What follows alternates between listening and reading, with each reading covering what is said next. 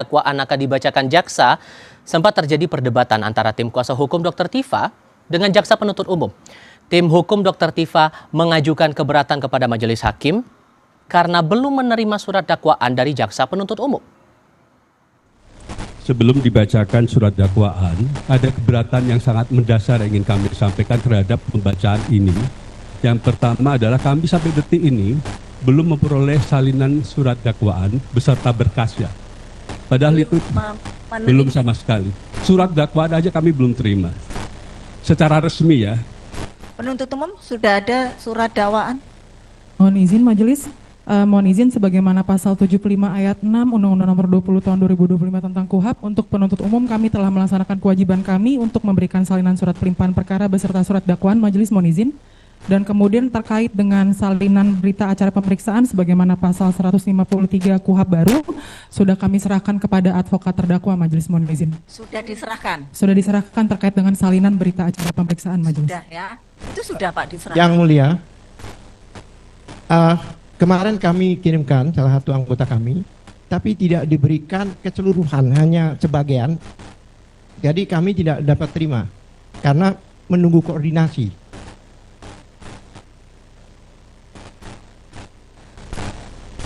Menunggu koordinasi. Terdakwa sudah menerima surat Belum. dakwaan. Belum. Dakwaan sudah. Belum yang Berita acara BAP yang belum. Lah itu BAP katanya sudah diserahkan. Maaf, dakwaan belum. Surat undangan. Belum. Baru surat undangan. Penuntut umum itu sudah mengenal kami sejak beliau masih tersangka. Kami sudah menjadi advokatnya ketika masih tersangka. Oleh karena itu tidak ada alasan bahwa mereka tidak mengenal kami. Dalam dakwaan, jaksa juga mengungkap akibat perbuatan Dr. Tifa yang menuduh ijazah palsu, Presiden ke-7 RI Joko Widodo mengalami kerugian. Bahkan Jokowi merasa dihina sehina-hinanya. Bahwa akibat perbuatan terdakwa tersebut, saksi Insinyur H. Joko Widodo mengalami kerugian imaterial, yaitu tercemarnya nama baik saksi Insinyur H. Joko Widodo secara personal, merasa telah dihina sehina-hinanya dan direndahkan serendah-rendahnya. Bahkan terdapat pihak-pihak yang ikut menuduh saksi Insinyur H. Joko Widodo telah menggunakan ijazah palsu dalam pemenuhan persyaratan pencalonan sebagai pejabat publik sebelumnya, yakni Wali Kota Solo, Gubernur DKI Jakarta, dan Presiden ke-7 Republik Indonesia. Maghrib untuk Anda umat muslim di wilayah Jakarta dan sekitarnya. Waktunya kita analisis lebih dalam soal dakwaan jaksa terhadap Dr. Tifa dalam sidang perdana hari ini di Pengadilan Negeri Jakarta Timur bersama dengan dua narasumber. Bergabung di studio redaksi Kompas TV pada malam hari ini ada kuasa hukum Dr. Tifa, Ramdan Syah Bakir, dan kuasa hukum Joko Widodo, Firmanto Laksana. Selamat malam semuanya. Malam. Terima kasih sudah mau datang ke studio Kompas TV pada malam hari ini. Tadi dalam dakwaan kayaknya agak tegang sekali tuh Bung Ramdan soal dakwaan, berkas dakwaan belum diterima. Kemudian sudah direspon seperti itu bahwa prosedur sudah dijalankan. Tapi kemudian tetap berjalan, ada hal yang disangsikan, diragukan dari proses sidang perdana ini? Ya, karena kami bagaimana mau melakukan perlawanan apabila kemudian kami tidak punya berkas atau pelimpahan berkas yang disampaikan oleh jaksa penuntut umum. Padahal tadi sudah disebutkan oleh hakim, pasal 75 ayat 6 itu mewajibkan untuk menyerahkan salinan berkas itu kepada tersangka ya, bukan terdakwa, kemudian penyidik maupun advokat. Nah ini tentu saja kami tidak punya bahan sama sekali. Memang tadi akhirnya kami kan ke depan untuk mendapatkan klarifikasi apakah sudah diterima secara formal. Katanya ada, tapi kemudian kita cek lagi mana buktinya. Kan kita belum siapa yang tanda tangan. Yang kedua, ketika kami akan melakukan perlawanan, misalkan kata Kamis depan ya rencananya, itu ketika di Kejaksaan Negeri Jakarta Selatan itu berkas kan BAP itu sampai 1,2 meter ya, cukup tinggi. Dan itu kami baru dapatkan katakanlah sekitar 30 cm atau 40 cm. Kapan dapat terakhir itu? Ketika teman-teman advokat itu ngambil, nggak dikasih keseluruhan. Tapi tadi setelah sidang, karena kami minta itu kepada hakim, bahwa kami diminta berkas keseluruhan, karena kami akan melakukan perlawanan, baru diberikan. Jadi tadi itu kami membawa sisanya itu ada dua berkas yang cukup tinggi ya, sekitar 30 cm, berarti sekitar 90 cm ya, hampir 1 meter. Kita bawa, tadi mesti 2 orang, 4 orang lah, karena ketika kalau tidak dipotong maka kemudian seperti bawa mayit ya 1,2 meter dan berat sekali. Dikaitkan ke situ, oke. Artinya kami melakukan katakanlah sejak awal ketika mau sidang kami sudah melakukan interupsi kepada hakim bahwa kami sodorkan dulu mana yang namanya surat dakwaannya. Diberikan, kami tidak pegang. Pada akhirnya setelah kami melakukan protes seperti itu, ada salah satu jaksa kemudian memberikan kepada kami sehingga kemudian menjadi patokan kami untuk mendengarkan dakwaan. Hal yang lumrahkah menurut Anda atau Anda punya kecurigaan di sini? Kita nggak bilang curiga, tapi menurut saya gimana mau melakukan perlawanan kalau bahannya kami nggak ada. Kemudian yang kedua, bagaimana bisa memberikan atensi. Contoh, tadi Dr. Tifa dinyatakan dibacakan di 28 unggahan link di internet, padahal jaksa sendiri menyatakan untuk Dr. Tifa cuma 5 sebenarnya. 23 itu bukan dari linknya Dr. Tifa. Artinya ini kok dicampur adukan gitu loh. Karena misalkan ya ketika pembacaan dakwaan pun dinyatakan Rochuru dan kawan-kawan, padahal ini kan berkas tersendiri dan kemudian perbuatannya pun tersendiri, sehingga kemudian kami melihat bahwa ini ada masalah. Kalau ini dilanjutkan tanpa memiliki bahan-bahan yang cukup, ya bagaimana melakukan perlawanan? Pada akhirnya kami minta kalau belum ada berkas yang kami terima BAP dan kemudian berkas-berkas lainnya, ya kami tidak akan melakukan menunda lah untuk melakukan perlawanan. Oke, Bung Firman, wajarkah ada perlawanan seperti ini, berkas dakwaan belum diterima sampai akhirnya diprotes saat sidang perdana pula? Jadi memang persoalan-persoalan itu biasa kita hadapi di persidangan. Karena kadang-kadang ada kurang lengkap dan sebagainya, berkas-berkas itu kita follow up di persidangan. Saya pikir itu oke. Hanya saya ingin menyampaikan kalau ini adalah persoalan beliau, Bang Ramdan, saya pikir kita hormati. Hanya yang ingin saya sampaikan di sini adalah bahwa kami tadi hadir juga menghormati peradilan yang ada kan, sistem peradilan yang ada seperti itu. Dan kami tentu mengapresiasi tadi sudah sangat baik hakim melit sidang tadi gitu kan. Jaksa penuntut umum sudah menyampaikan dakwaannya dengan sangat runut. Jadi apa yang kami sampaikan terhadap laporan yang kami sampaikan itu ternyata sudah diakomodir semua, baik oleh polisi maupun oleh jaksa. Inti-intinya sudah masuk semua, dan artinya bahwa apa yang kami duga itu sudah sesuai. Dan tadi disampaikan di dalam dakwaan. Dan dalam dakwaan tadi pun sudah disampaikan juga tadi berbagai link. Jadi ini kan dimulai dari suatu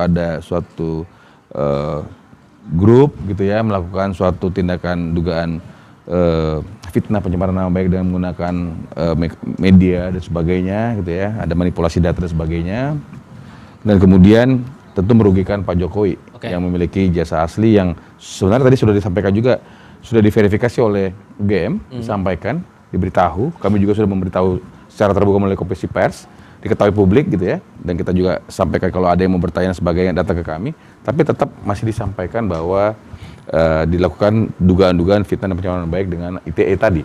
Tapi secara acara pidananya, kalau teman-teman dari pihak terdakwa merasa ada yang ganjil secara prosedur awal, Anda merasa prosedur untuk sidang perdana ini ada yang keliru atau enggak?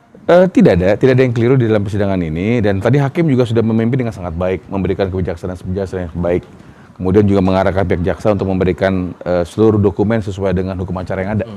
Dan diberikan juga waktu yang cukup untuk memberikan perlawanan. Nanti kan ada eksepsi yang disampaikan. Mungkin prediksi saya dalam eksepsi itu mungkin nanti akan diberikan waktu untuk menanggapi. Kemudian habis itu mungkin putusan, ya jeda menurut anggapan saya sesuai dengan biasa dia yang berada di peradilan itu seminggu kurang lebih seperti itu.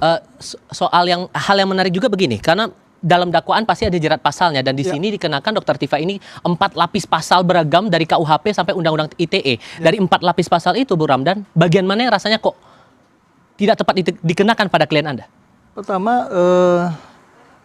yang ada 2 sebenarnya. Tadi bicara tentang keganjilan sidang hari ini, perlu saya formil, harus saya sampaikan sebelum ke materi ya. Tadi materi. Pertama, ini kan selalu dalam dakwaan itu disebutkan kejadian di iNews dalam dialog segala macam itu Jakarta Pusat. Mohon maaf saya nyebutin nama TV ya. Yang kedua itu kemarin ketika penahanan mau ditahan itu Kejaksaan Negeri Jakarta Selatan. Lalu sidang di Jakarta Timur. Kan kita masih di formil nih, belum ke material. Maka kemudian ada persoalan kewenangan relatif di sana. Yang bisa saja menurut kami itu bermasalah. Secara kewenangan relatifnya ini apakah kewenangan dari Pengadilan Negeri Jakarta Timur seperti yang hari ini maupun tadi di awalnya kan Jakarta Pusat disebutkan ada 3 kali seingat saya jaksa menyampaikan itu. Oke, sekarang yang kedua terkait dengan pasal. Adakah kemudian pertanyaan prinsipal kami ini melakukan unggahan pasal 32 dan 35 itu kan ancamannya sangat tinggi ya. 8 tahun dan 12 tahun sehingga memungkinkan untuk kemudian ditahan. Dan itu adalah memodifikasi yang namanya katakanlah ijazah. Dan itu tidak dilakukan, mengunggahnya pun tidak dilakukan. Lebih kepada fokusnya misalkan lapisannya itu adalah terkait pencemaran nama baik. Menurut saya itu fair kalau pencemaran nama baik. Kita akan buktikan di sana apakah dari unggahan yang terjadi ataupun kemudian tuduhan atau dakwaan yang disampaikan oleh jaksa terbukti atau tidak, kita akan masuk ke sana. Berarti Anda keberatan hanya di ITE-nya? Di ITE, karena itu tidak relevan, tidak fair, karena itu kan kok bisa-bisanya ketika masuk overcharge lah kata pasal, bukan selundupan ya, pasal kemudian berlebihan untuk kemudian awal untuk menahan prinsipal kami. Tidak tepat kalau dipakai ITE karena nggak ada upaya modifikasi data itu. Jadi kan tadi sudah disampaikan bahwa aduan yang menjadi laporan yang dilakukan sama Bapak itu adalah semuanya ITE. Murni ITE.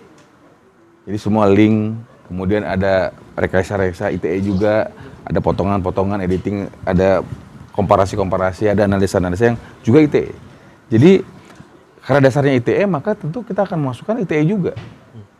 Jadi sehingga maksudnya ijazah Pak Jokowi kan asli. UGM sudah mengatakan, Puslapor sudah mengatakan, teman-teman sudah mengatakan, semua sudah mengatakan. Dugaan tindakan pemalsuannya pun yang dilaporkan oleh pihak mereka pun di Barreskrim dihentikan.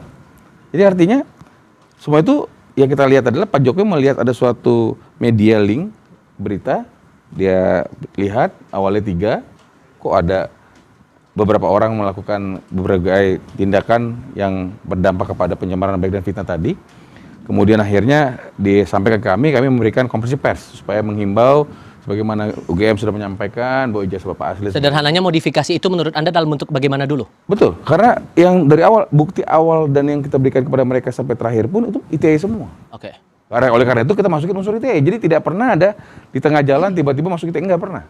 Jadi kita dari awal itu karena dokumennya ITE, ada rekayasa ITE, ada perbuatan-perbuatan mengulang termasuk tadi salah satu TV media gitu kan. Itu semua diperlihatkan. Dan tadi saya melihat mencermati jaksa membaca dakwanya cukup runut dan klasternya bagus. Oke. Seperti itu. Saya mau menyebutkan ada persoalan ya, bahwa ini harus bedakan antara seorang pakar telematika Rosuryo, kedua ada Rismon Sianifar dengan digital image processing yang bersentuhan dengan misalkan tadi ITE. Sementara Tifa itu pada neuroscience yang mau memeriksa misalkan wajah segala macam tadi disebutkan juga dalam dakwaan.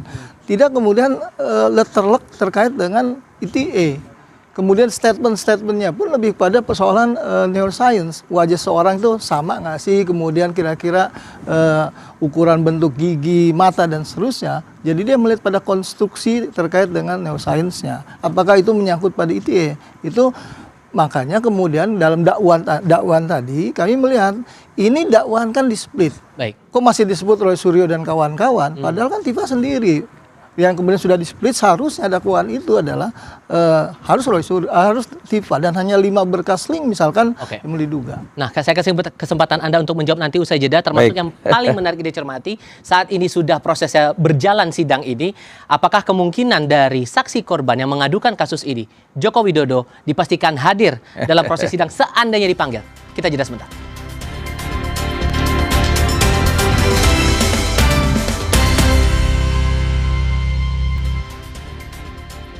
Sebelum melanjutkan diskusi, kami ajak Anda mengikuti informasi berikut, Saudara. Roy Suryo hadir dalam persidangan perdana Dr. Tifa di Pengadilan Negeri Jakarta Timur untuk mendukung Dr. Tifa. Ia menyoroti nama-nama yang pernah menjadi tersangka dalam kasus pencemaran nama baik Jokowi dalam dakwaan jaksa.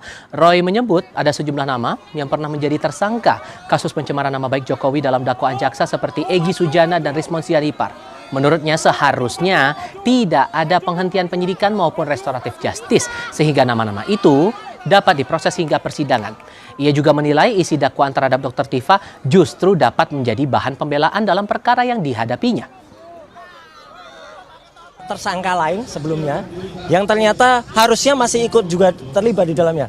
Ada nama Egy Sujana, banyak banget tadi ya, yang kejadian di kantornya Egy Sujana. Ada banyak unggahan dari dokter palsu itu ya, dari dokter Rismon Hasiulan Sianipar, banyak banget ya, Balige Akademi itu akun-akunnya dia. Nah harusnya makanya dia tidak bisa kemudian mendapatkan RJ atau kemudian di SP3 begitu saja. Siapa yang mengunggah pertama itu yang jelas-jelas betul nanti harus diungkap. Tidak ada nama Dian Sandi yang saya dengar tadi ya, padahal itu jelas betul unggahan atau analisis Dr. Tifa yang bisa melihat perbedaan antara dua mata dan lain sebagainya. Itu jelas-jelas itu keahliannya. Dan itu dihasilkan dari apa? Dari analisis dia terhadap unggahan Dian Sandi. Di Newsroom Studio Kompas TV masih bergabung dalam diskusi kuasa hukum Dr. Tifa Ramdan Syahbakir dan kuasa hukum Joko Widodo Firmanto Laksana. Soal pendapat dari teman-teman dari pihak terdakwa ini, Bung Firman, tetap tidak ada loh alasan yang betul-betul kuat untuk menjerat undang-undang ITE itu. Menurut Anda bagian mana yang tidak terbantahkan di situ? Ya tadi bahwa semua proses itu menggunakan informasi teknologi. Termasuk tadi secara jelas disampaikan ada 5 unggahan yang isinya juga 4 diantaranya adalah unggahan yang dilakukan oleh Dr. Tifa di dalam akun X-nya dan di Facebook-nya, yang dimana di situ ada viewer, ada respon dan sebagainya. Terhadap apa? Terhadap ijazah Pak Jokowi yang dianggap palsu dan disampaikan juga analisa-analisanya, ajakan-ajakannya dan sebagainya. Informasi-informasi itu tentu adalah media sosial. Tadi sampaikan bahwa dilakukan penelitian menurut beliau, diambil, disesuaikan, di matching-matchingkan lah.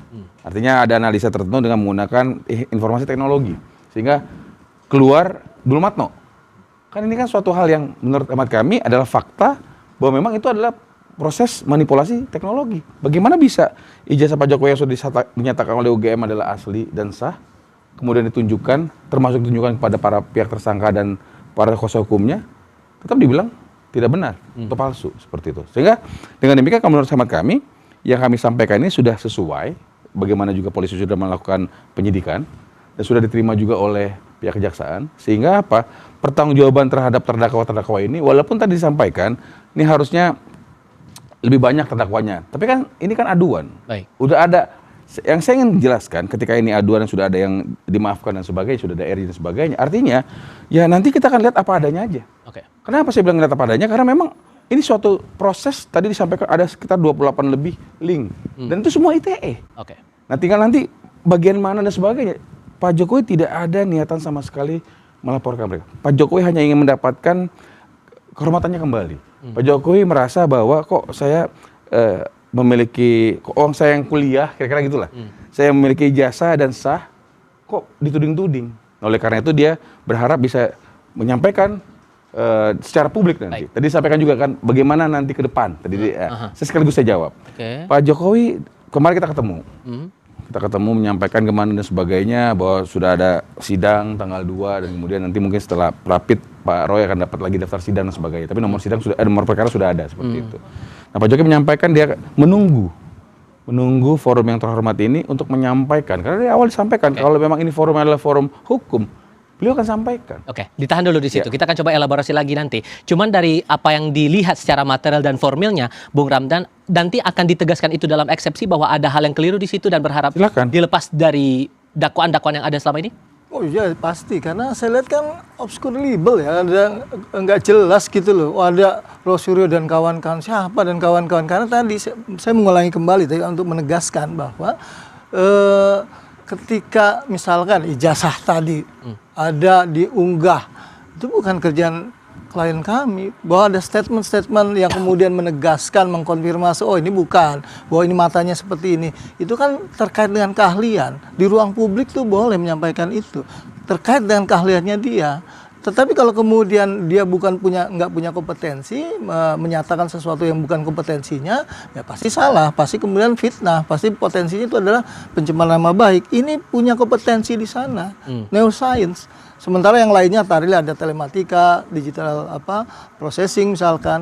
Di sini adalah terkait dengan neuroscience yang kemudian dia menyampaikan kepada publik pada saat itu kan menjadi saksi terkait dengan teman-teman lain dari TPU, seingat saya, yang mengajukan Roy Suryo dengan kemudian satu lagi adalah Dr. Tifa, klien kami, untuk kemudian hadir dalam kasus sebelumnya, dan itu disampaikan dalam ruang publik. Dan yang kedua adalah tadi saya dengarkan ya, karena kan kami baru dapatin berkas ya dakwaan, itu kasusnya dari bulan Maret 2025 sampai Mei 28 berkas tadi yang kemudian terlalu lebar.